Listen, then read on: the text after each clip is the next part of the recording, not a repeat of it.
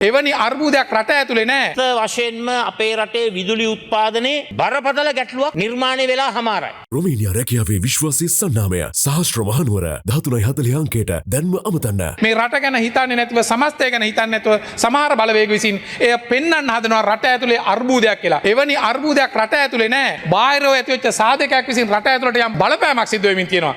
රටක් ඇතුලේදී අර්බුදයක් තියෙන්න ඕන නම් රාජ්‍ය ආණ්ඩුවේ මුදල් එකතු කරගන්න බැරි වෙන්න ඕනේ. ආණ්ඩුවේ ආදායම් අහිමි වෙන්නට ඕනේ. වියදම් කරගන්න මුදල් නැති වෙන්නට ඕනේ. අපි අද ඉතාමත් ස්ථාවර විදියට රාජ්‍ය මූල්‍ය කළමනාකරණය සිද්ධ කරලා තියෙනවා. රාජ්‍ය මූල්‍ය විනය පෙන්ලා තියෙනවා. කිසිදු දේශීය අර්බුදයක් රට ඇතුලේ නිර්මාණය වෙලා නැහැ.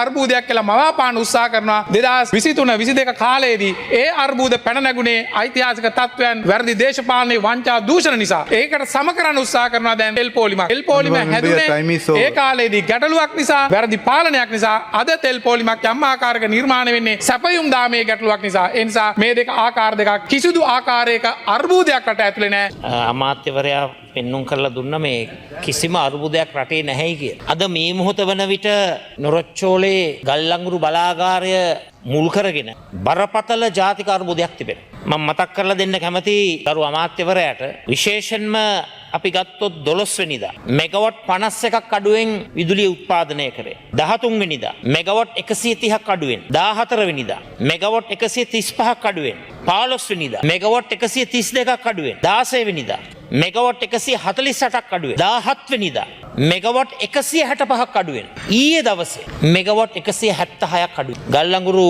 බලාගාරයේ විදුලි උත්පාදන හිඟේ. ඉතින් අර්බුදයක් නැහැයි කියලා කියන්න බෑ. ගල්ලංගුරු අර්බුදය බාල ගල්ලංගුරු යෙදවීම ඇත්ත වශයෙන්ම විදේශ බල ප්‍රදේශවල ක්‍රියාත්මක වෙන යුදමය තත්ත්වය නිසා නිර්මාණය වුණු දෙයක් නෙවෙයි. නමුත් අද වෙන විට ඉතාමත්ම භයංකාර තත්ත්වයක් නිර්මාණය වෙලා තිබෙනවා. මොකද බාල ගල්ලංගුරු යෙදවීම තුළ පියාසර අලු සහ තැන්පත් අලු වෙනදටත් වැඩි ප්‍රමාණයක් නිපදවමින් පවතිනවා. ඒ නිසා අලු කළමනාකරන උපකරණ වලට අධික බරක් පැටවිලා තිබෙනවා. විශේෂයෙන්ම ඊයේ දිනේ පමණක් මේ ගල්ලංගුරු බලාගාරයේ පද්ධතීන් වල 7-8 වතාවක් මේ අවහිරවීම් සිදු වෙලා විශේෂයෙන්ම ගල්ලංගුරු ඇතුල් කිරීමේ වේගය අඩු වෙලා විදුලි ජනනය අඩු වෙලා මේ මොහොත වන විට ගල්ලංගුරු වල ග්‍රොස් කැලොරිෆික් වැලියු එක පමණක් නෙවෙයි අලු අන්තර්ගතය ඉහළ යෑම. ඒ කියන්නේ වෙනදාට දිනකට මෙට්‍රික් ටන් 700ක් 900ක් අතර ප්‍රමාණයක් බැහැර වෙනකොට දැන් ඒක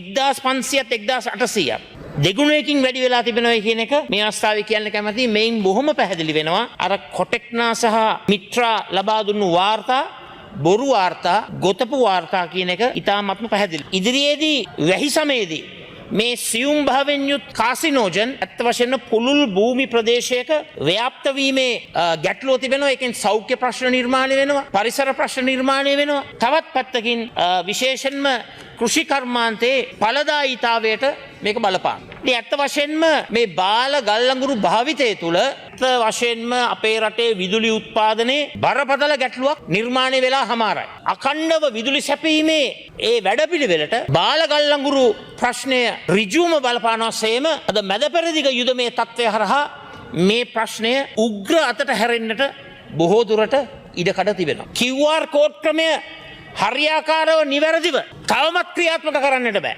කර්මාන්ත ශාලාවලට ලබා දෙන ෆර්නස් ඔයිල් ටික කප්පාදු කරලා ඒ වගේම බාල ගල්ලංගුරු භාවිතය තුළ නියමිත විදුලිය උත්පාදනය කරන්නට බැරි වෙනකොට පාරිභෝගිකයාට ලබා දෙන ඒ ඩීසල් ඒ ඉන්ධන විදුලි උත්පාදනයට යොමු කරන්නට හදනවා. මේ බාල ගල්ලංගුරු භාවිතයේ මේ විදුලි බල අර්බුදයේ ප්‍රශ්නය තුළ නිර්මාණය වෙන පිරිවැය නිර්මාණය වෙන අලාභය වැඩි විදුලි බිලක් කරහා 75 ලක්ෂයක් විදුලි පාරිභෝගිකින්ට ලබා දෙන්නට පිඹුරුපත් සකස් කරමින් සිටිනවා. ඒ නිසා මම අහන්න කැමතියි මේ වර්තමානයේ උද්ගත වෙලා තිබෙන තත්ත්වය තුළ මොකද්ද ගොවියට අත්පත් වෙන ඉරණම? මොකද්ද දීවරයට අත්පත් වෙන ඉරණම? ඒ වගේම කර්මාන්තකරුවන්ට, වෘත්තීය වේදීන්ට, ස්වයං රැකියාලාභීන්ට මේකට මොකද්ද ලබා දෙන උත්තරය? දැන් කිව්වනේ මහා භාණ්ඩාගාරය පිරී ඉතිරී යනවායි කියලා මුදල් වලින්. එහෙනම් අපි ඉල්ලීමක් කරනවා කරුණා කරලා මේ අසහනයට පත්වෙච්ච මේ කොට්ටාසවලට සහන ලබා දීමේ වැඩසටහනක් ආරම්භ කරන්න. අසත සිසාරා විශ්වාසයේ සන්නාමය. අසත නිවුස්. දවසේ දසත පැතිරුණු පුවත් ඇසිල්ලෙන් දැනගන්න. දසත YouTube නාලිකාව සබස්ක්‍රයිබ් කරන්න.